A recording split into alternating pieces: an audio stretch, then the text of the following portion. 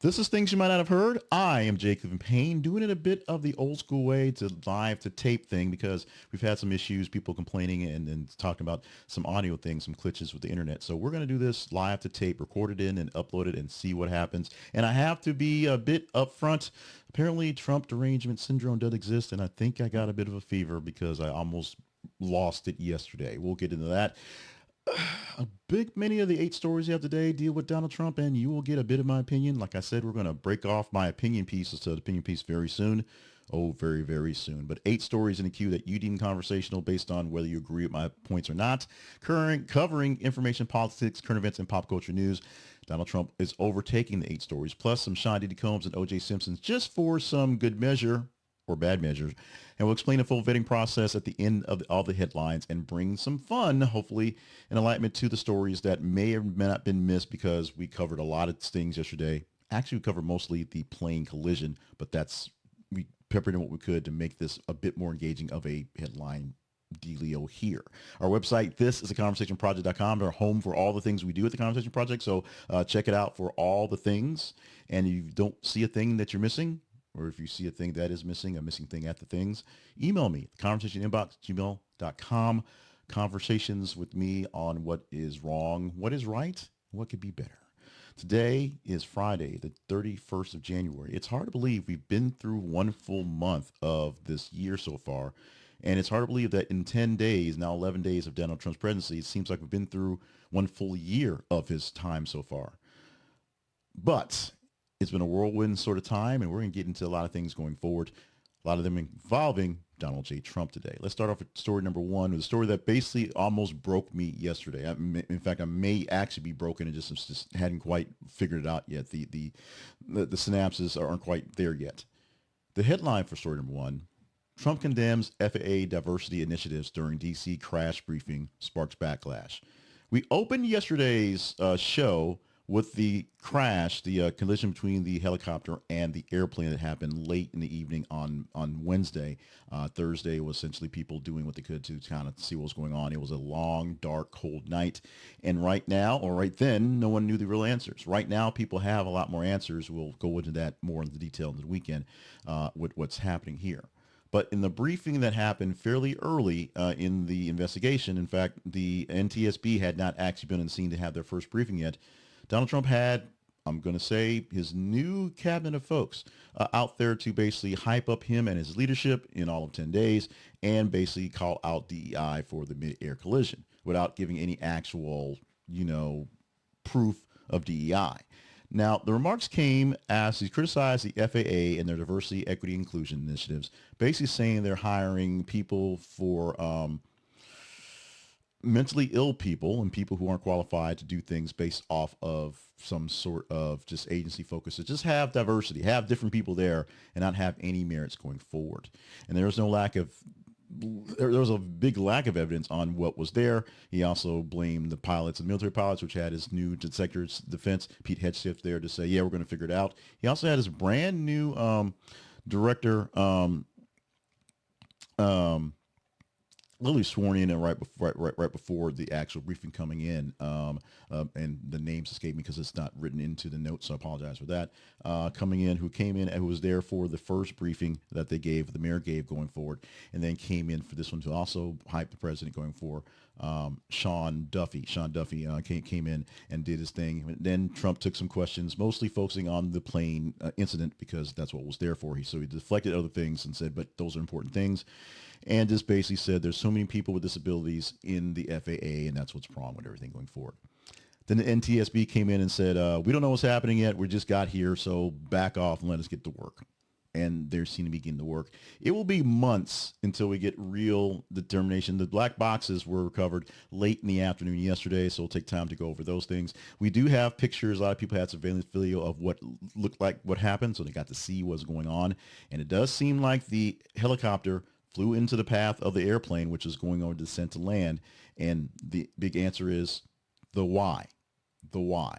So we'll get into the why because the hows based off of President Donald Trump, so far, not so great. But let's keep going. Well, I'll say we have a lot of stuff that are Trump adjacent today. The story that I knew we were going to get to when we posted early before I even knew about the plane crash was this one because I knew people were going to react to it in many ways. So we don't have a short video with the direct details on it, but the interesting part of the engagement is where it came to. And story number 2 is White House stenographers struggle to keep up with Trump's constant talking. Since he became president in the 11 days ago on the 20th of January, he has maintained a highly active public presence, which means frequently showing up in the media and the public and having to basically record what he's saying, either in closed captioning or just for posterity. And the stenographers who do what they can to transcribe his numerous speeches, press conferences, and informal remarks, literally just off the cuff things, are tired. The sheer volume and rapid pace of his statements have made it difficult to keep up with him in 11 days, and we have 1,600 more to go. The level of engagement marks a significant shift from his previous administration, where Trump was noticeably more accessible. Actually, from the previous administration, that being Biden, Trump is more accessible and always looking to talk to folks, whether in the field, asking multiple questions, or just spontaneous things that pop up. Of course, Joe Biden got locked down, and many people say because he was losing it completely and was less vocal as time went on, to the fact forward that everybody was speaking for him, and when he did speak, it did not go out so well. But the administration's communication strategy is working to reorganize things, a press briefing room, everything, so that more conservative voices, more people like bloggers and podcasters and influencers are saying what they can say for and with Donald Trump. However, Donald Trump is saying so many things right now, it's hard to keep up with just what he's saying. And as things go back and forth, we've only had 11 days, folks. So it's only been a short period of time to do all the things that have happened. It's hard enough just watching the stories and just recapping things and being an aggregator of news stories, let alone someone who's actually has to cover the guy. It's got to be pretty hellish right now. So let's talk about tariffs. Tariffs are coming Saturday. Looks like tariffs are coming at 25% to Canada and Mexico effective Saturday, tomorrow, as I record this on the 31st of January. It's not actually been decided whether they're going to include oil imports for these countries, because we get oil from Canada. Canada is our biggest oil importer, and some from Mexico as well, oddly enough. But the decision will come essentially as they write the order going down. And the imposition of these tariffs is part of the administration's broader economic strategy, something that was telegraphed well before Donald Trump was even going to the polls to be voted for, to bolster domestic manufacturing and reduce the reliance on foreign imports. Drill, baby, drill is basically what Trump is saying, and the tariffs on foreign oil will make that oil cost more money, which means we should drill more to get more of our own. Tariffs are set to take effect, as I said, tomorrow. The details are still kind of sketchy, what it is, but 25% essentially blanket. But minus the energy stuff going on. Of course, critics says tariffs could lead to increased costs to American consumers. We're not going to go over the this is how tariff works again thing, because we've got so many things to talk about today. But we shall see. It also doesn't play nice with our neighbors, Canada and Mexico, which we should probably play nice with. We aren't at war with anybody, except we do want to annex Canada, but not Mexico, for reasons that are, I guess, obvious to some. Large question marks over my head as I say that words. So with all that said, let's talk about the people who love them some Trump. And let's talk about Eric Kanter Freedom, who basically says there's a lot of people in the NBA, a lot of players in a league that seems to be, at least for the American teams, about 70-80% white, or sometimes 80 or 70% black, with a good sprinkling of people from various other nations now as it's become more international. But there's a lot of folks in the NBA, international or not, who are down with Donald Trump, like really want to push for the guy, but are just a little hesitant because he actually is Donald Trump. The former NBA player known as Eric Kanter Freedom, who added freedom to his name based off his persecution, known for being outspoken politically from his home country and here in the States, his beloved new home, but this home gives him the right to say these things. He said that many players really are down with former president, now current president Donald Trump, but hesitate to give opinions publicly because backlash from fans and sponsors make not like what he's saying. Kanter Freedom has a history of activism being a point of contact, a point of contention, if you will, with his Turkish government, his original home, and which led to him being persecuted and, of course, having to stay here for not going back home for, things they do over there. He advocated for criticizing citizenships and citizens' rights in China, and that also had some implications on his career. Basically, some people didn't want to put him on their teams or play him because China's a big market for the NBA. he has made this work for him, so it's all fine. His stance right now is that it's all about business interest. And many players who are now really into the game, really into making money, really into being brands that are more globally branded, more directly branded, are trying to keep quiet because they like the Trump business stuff. They like the tax cut stuff. They like the things that may happen for him as people with some wealth and a little bit of power, whether they are, if you're listening to the audio, I'm waving my hand in front of my face because I am a black person, whether they're a person of color, whether they're international, whatever they are.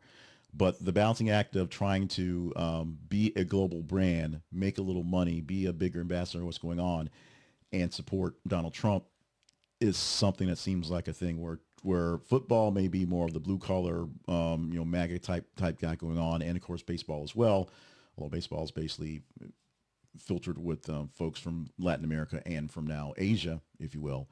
Basketball is seen something that's a street sort of thing, something that's a African American, a black thing. Although there are international folks popping in there, and just because of that, they may see some obvious backlash because Donald Trump doesn't really look like an NBA sort of fan. He looks like an MMA fan because of what's going on there.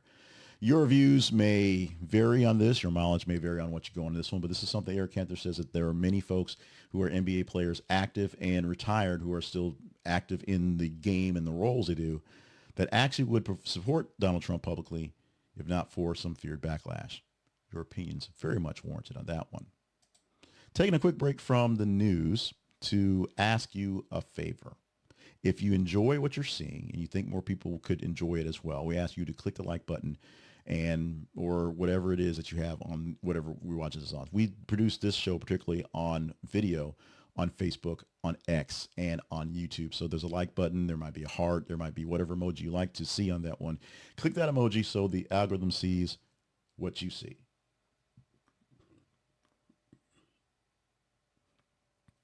Also, I see what you see. Quick hydration break, explain it for folks listening to the audio. I see what you see, and I see that I'm doing the right things by you. So I have the right stories, the right mix, the right bit of commentary, or maybe the wrong stories, wrong mix, and wrong bit of commentary, and you really hate watch, but you have to hit the button because it says like anyway.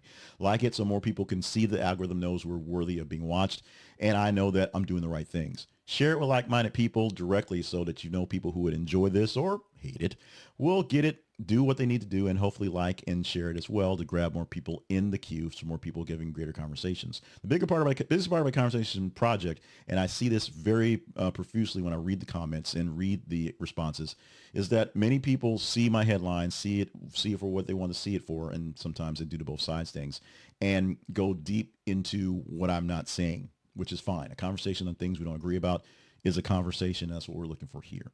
Like, share, and then subscribe if you're not getting this in your feeds automatically. Today, we're doing a live to tape thing, so it's not quite live. So we'll go live-ish sometime before 6 a.m. today, this one. We do live, straight up live. We try to hit the button at about 5:30 to make it work out for the early feeds.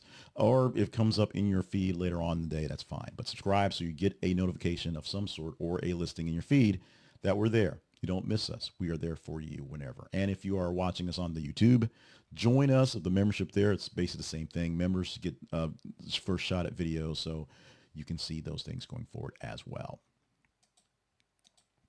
I don't understand the situation in Gaza, and it's really obvious I don't.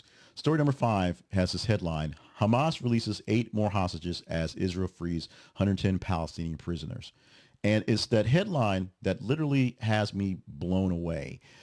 As of yesterday, Hamas has released 8 more hostages, and including 3 Israelis and 5 Thai nationals. They intend to release someone from America today, although they don't actually say who that is or some details on that one. This is a part of the ceasefire agreement with Israel to release the hostages one at a time, essentially, in exchange that's essentially, if not 50-1, in most cases 10-1 or 1-10, I guess. This is 8 to 110 here going forward. The ratios are ridiculous. They're also releasing prisoners. These are folks that were convicted of war stuff. They were captured in battle, fighting people, killing folks that were doing things for the Palestinian side or for Hamas directly. And we are releasing for basically every one hostage at least 10 to 50 different other people who were in jail that were caught in battle, not just picked up on the October 10th melee that happened. So I don't understand it. It doesn't make any sense. And it's not supposed to make any sense to me, I guess. But the hostages are being freed, and we're releasing some very bad people. Very, very bad people. One commentator I saw the other day talked about someone that was released was actually responsible for the murder of his best friend's father, who was a Israeli, I don't want to say an activist, just a Jewish professor who talked a lot about Israel and things like that. And in some sort of a raid, some sort of just mass casualty event, caused the death of many folks, including his father. And he's being freed. It doesn't make any sense. It really doesn't make any sense. But starting with when they released the 4 female soldiers in exchange for 200 Palestinian prisoners, that's a 1 to 50 ratio of releases. It's been that way, and I've been sort of mulling over why I don't understand this. Why does it happen? And then why do good things happen to bad people pretty often? We're going to see what's happening with this one. I'm not a Gitmo detain them forever type person, but this is an issue where we are releasing, the Palestinians are releasing people that they actually captured, or the Hamas is releasing people they actually captured in a very unprecedented and very illegal raid to get prisoners out of jail. Let's go to Michigan football, as 300 former players are joining in a lawsuit against the NCAA and the Big Ten. These 300 players are joining this lawsuit already in place by the NCAA, the body that runs the show, the Big Ten Conference, and the Big Ten Network. The lawsuit is alleging that these organizations used the players' names, images, and likenesses without permission and compensation. Some of these players include Denard Robinson and Braylon Edwards as plaintiffs, folks that have big names and big likenesses. Filed in September 2024, the lawsuit seeks $50 million in damages, but the plaintiffs claim that the defendants profited from broadcasting, advertising, and selling merchandise featuring their performances without consent. They argue that this unauthorized use violated their rights and deprived them of potential earnings. So the response from the NCAA, the Big Ten, and the Big Ten Network, they filed a motion to dismiss the lawsuit, saying that ludicrous. The statute of limitations has expired for these plaintiffs specifically. Lawsuit fails to reach the valid claim anyway. They can say they didn't get money they should have gotten, but it doesn't matter because the statute of limitations, the timeline to get in on something like this is gone, and you didn't meet those standards anyway. So there. The attorney, Jim Acho, disputes that defendants' arguments are valid and asserts that the continued use of players' name, images, and likeness in rebroadcast and merchandise sales is what makes it happen.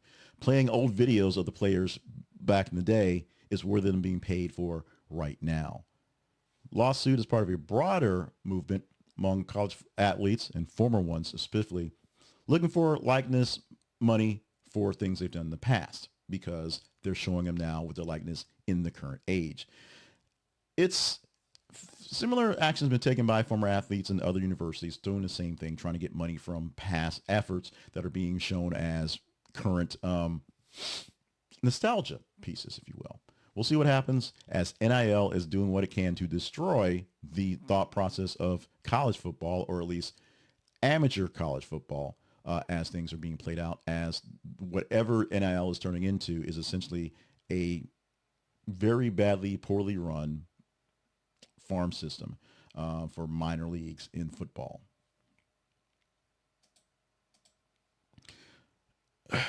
Two more scumbags each hit real quick. Prosecutors say that Sean Diddy Combs did a sort of Sopranos type thing. He dangled a victim over a balcony in a disturbing allegation. This is, if you need more things to worry about what Sean Combs was doing with his life all this time, engaging in sex trafficking, at least 3 women, one instance dangled a person over a hotel balcony during a 2-decade-long racketeering conspiracy. This revised indictment, because they keep adding stuff to it, was filed in Manhattan federal court, extends the alleged conspiracy period from 2024 to 2004. So there's now a 20-year period of time from essentially a little bit past last year to way back to 2004. The indictment accuses Combs of using influence in the music industry to intimidate and coerce women into engaging in sexual acts for commercial reasons. being paid and trafficking. It also describes instances where Combs allegedly is subject to violence, notably this time where he held a guy over a balcony to get something out of him. Sounds really crazy, ludicrous, and just deranged, but we'll see when these things actually go to court what happens as more and more and more and more and more and more and more is popping up. Trial is scheduled right now for May the 5th, so we'll see what happens on sex trafficking and racketeering, and we'll talk about baby oil in court and all that stuff will happen. But we will see how it happens. His attorney, being Combs' attorney, Mark Angelfino, one of his attorneys, dismissed the new allegations, stating that this is superseding indictment contains no new charges. It's just rewriting things, all that's going on.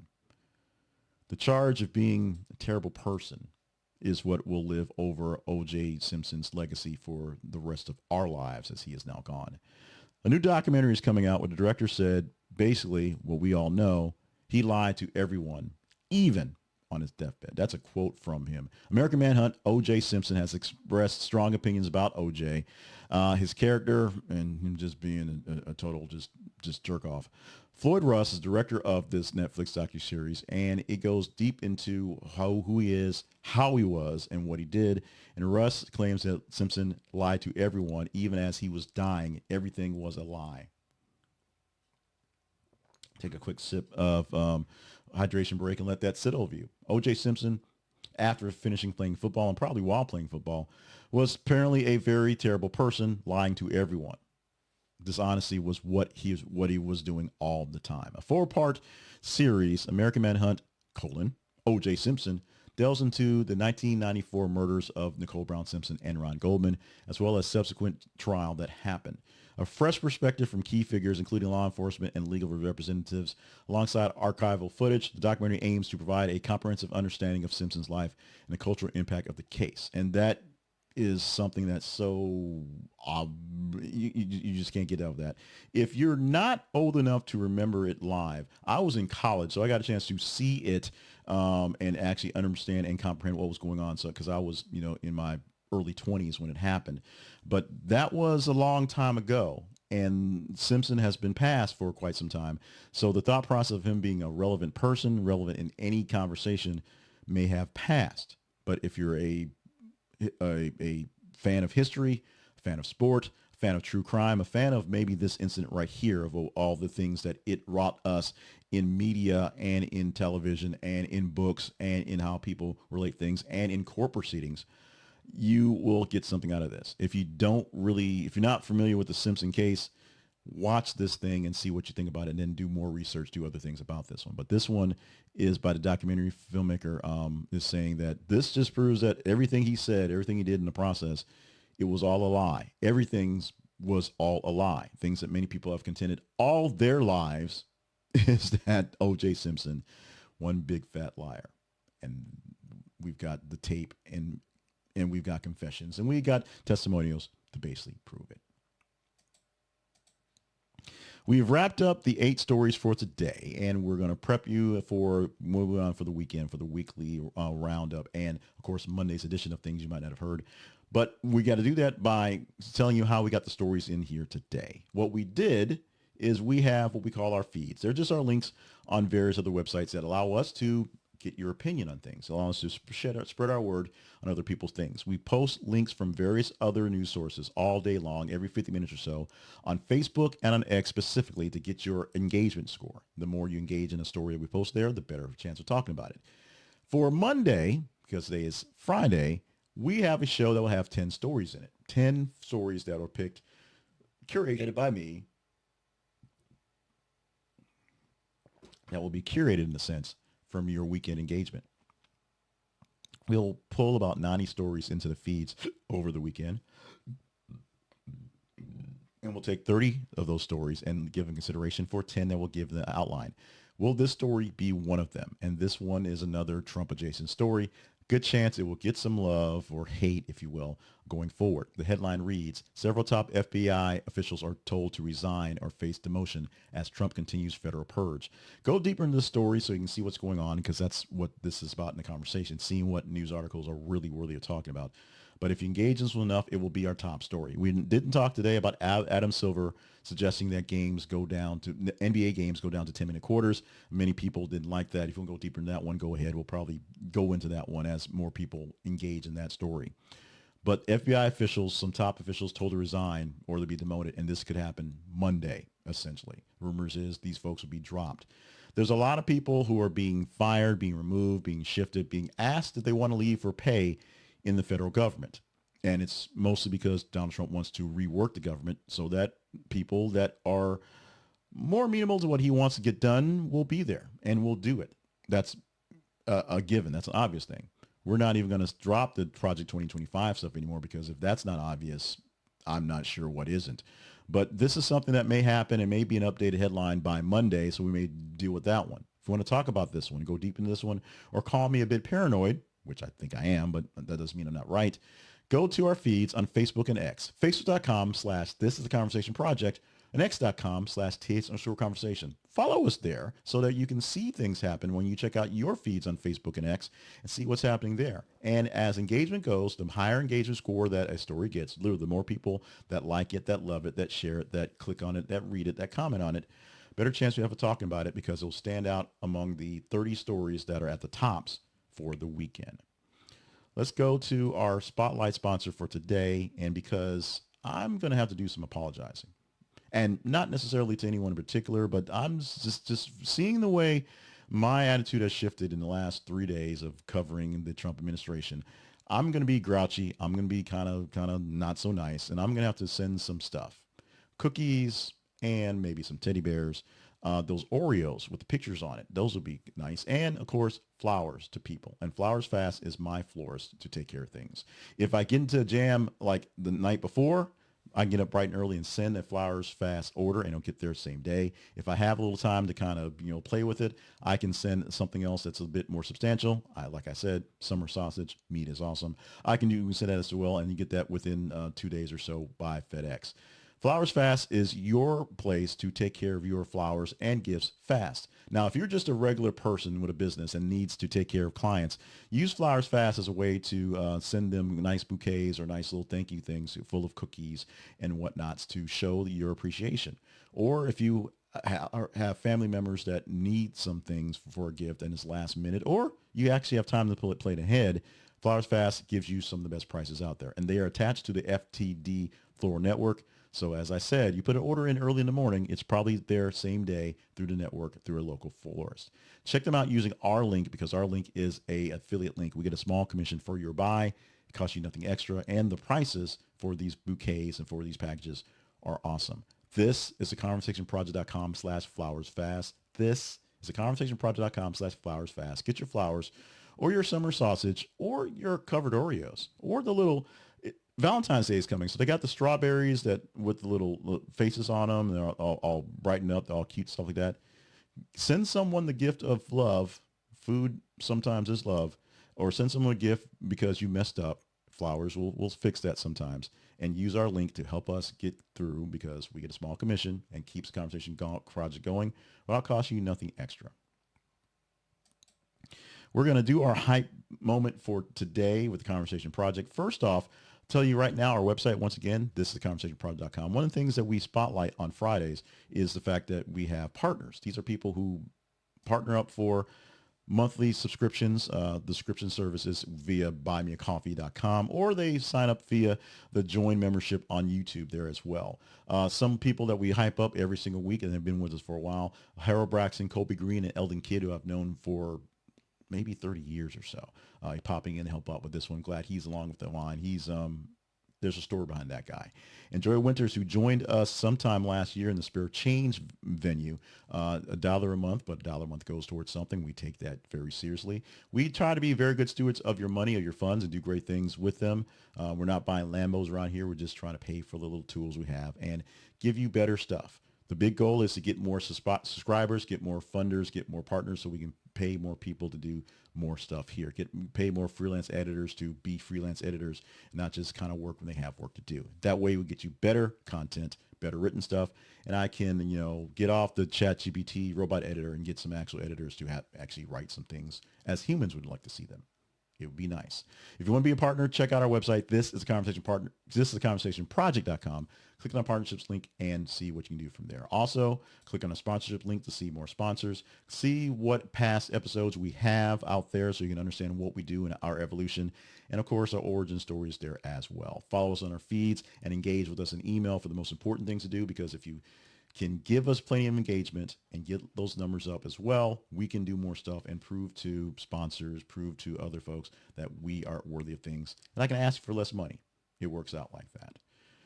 As of now, we're done for Friday, the 31st of January, 2025. We're done for January. January's already done. 1 month, 1/12 of the year already in, and it seems like it's already a whole new decade past this going forward.